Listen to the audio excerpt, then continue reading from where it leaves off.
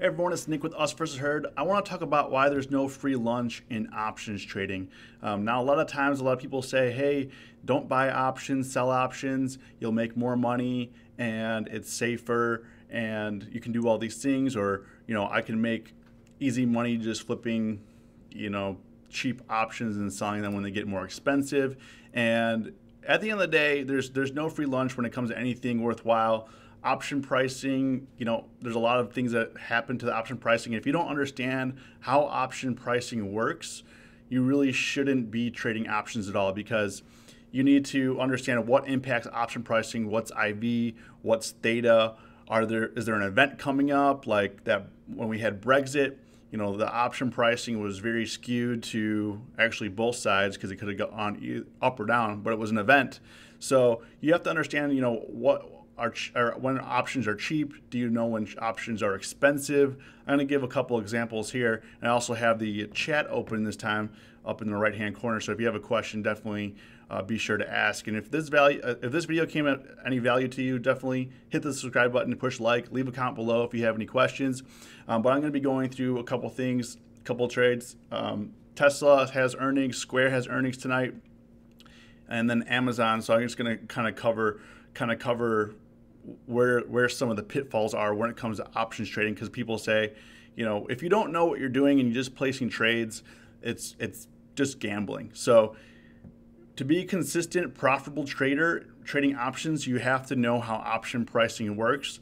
And I'm just going to cover some examples here to maybe show you some things here. So for Tesla has earnings today, and their expected move here is $28 here, plus or minus $28, which we can open this up a little bit.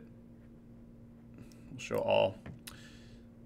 Which you can see here, the option pricing is coming in a bit strong. I think their IV rank right now is 90, because of the implied volatility and people not knowing where it's going. And obviously, a lot of people are saying that Tesla's going to go down. I covered in the video the other day, but as you can see here, like right at the money is going to cost you $12 on either side. $13 in the money either side, and it goes all the way down. But if you look down here, down to 230, so a $60 move. So the move is $28. The implied volatility move is, they're saying it's plus or minus $28. But even $50 away, or actually that's $60, $70 away. So $70 away, because it's almost at 300. So $70 away is still going to cost you $100 if you buy this put outright or this call. Let's see what the call skew is here. Yeah, 340. It's a little bit more expensive. So, there's a lot of two-sided action here. So it looks like it's balanced on both sides. It doesn't look skewed. Looks like it is balanced, but actually, no, it's the calls. That's only 40 points away. That's 70. So the calls are definitely cheaper, 70 points away. So if we went up to 360s, these are 40. So this is a pricing skew. So this is a good example to show you that more people are betting that the stock is going to go down versus up for earnings. So that's kind of how that relates. But if you were to say, I think that Tesla's going to go down for earnings, 50 points away, it's still going to cost you $1.50, $1.60, and then you have to be, you have to get close to that, because also if you're trading this week's expiration, there's only 2 days after today. There's only 2 days left in this week. So there's only 2 days left in the week, and if you're wrong, like if you buy these down here, you just threw away $100, like it's $230. Even if it doesn't go down, like let's say it goes down $10, $20, even if it goes down $30, you're still quite a bit of ways away. Chances are this is going to be worthless, and you just threw away, you just gambled that. And then you say, hey, what if I want to sell some premium? Premium's high, I want to sell some premium. That's good in theory, but the way that earnings have been going lately, it's been going beyond this $28 expected move recently. Like, what's it called? Facebook went down 20%. Baidu had earnings last night when it went down further than the expected move. Apple, it had earnings last night and it was only supposed to be, the move was $8, and it's trading for basically $10 up today.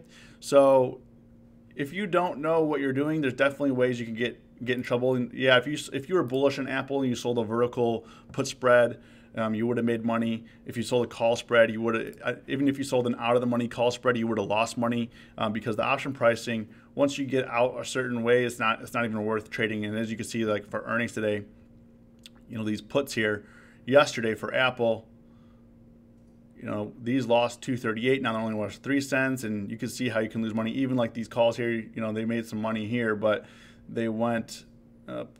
Let's see here. Was trading, so it went up $10, was at 190.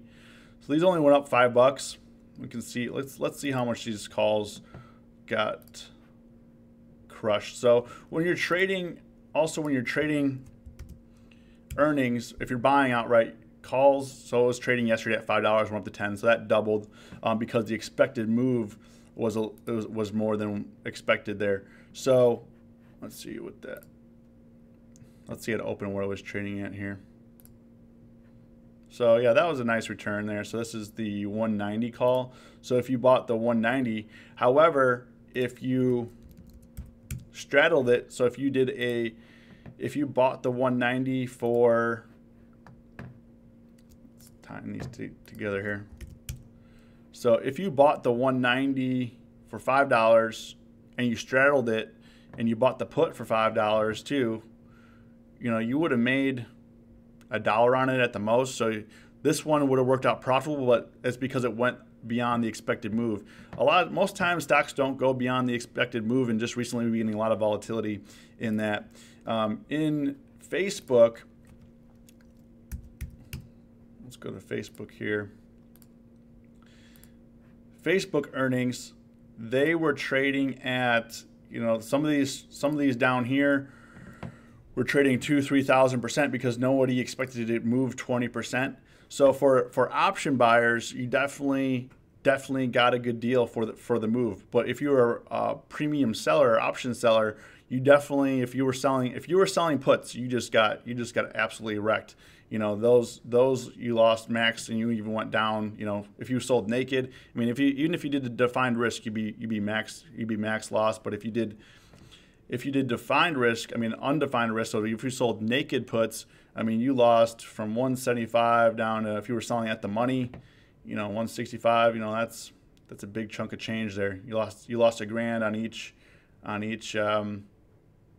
each contract that you sold. So some people lost big, some people gained big, and that's some of the pitfalls. So you can say, how do I know when options are cheap or when options are undervalued or overvalued? And when the IV is high, the option is going to be expensive. When the IV low, the option is going to be cheap. Now, you kind of have to determine on that stock, is that a good deal for that option? Just like when you buy stock outright, when you sell stock. When you buy stock, is this stock expensive or is this stock cheap? It's the same thing for options. Do I know if this is going to be trading higher when I want to sell it, or is this going to be more expensive? I did a video a few weeks ago on how implied volatility impacted Netflix. I had a 300% return on a Netflix call, but it was all just IV and implied volatility. It had nothing to do with the stock price. It was all implied volatility.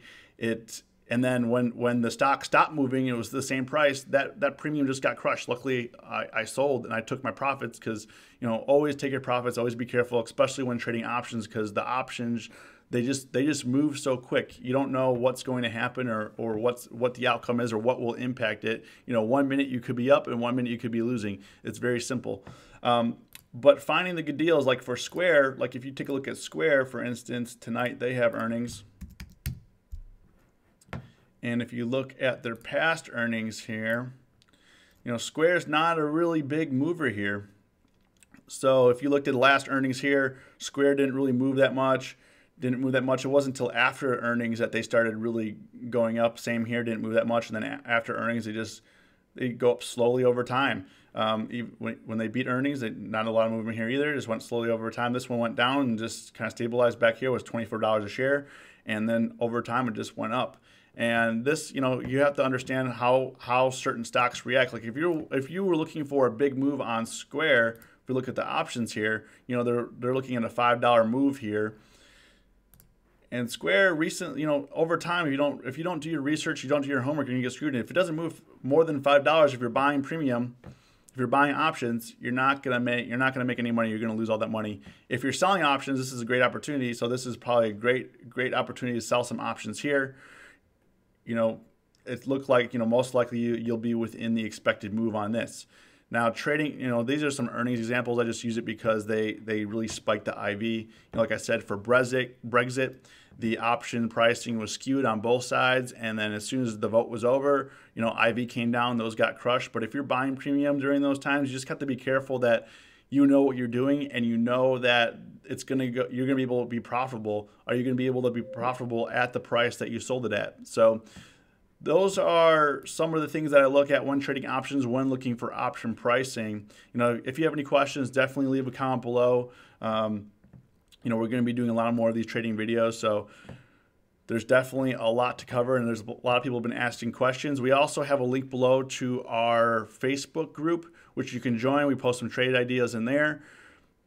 People are starting to join that, asking a lot more questions and getting some trade ideas, and things have been good. So thanks for subscribing. Thanks for watching. Hit the like button on that video.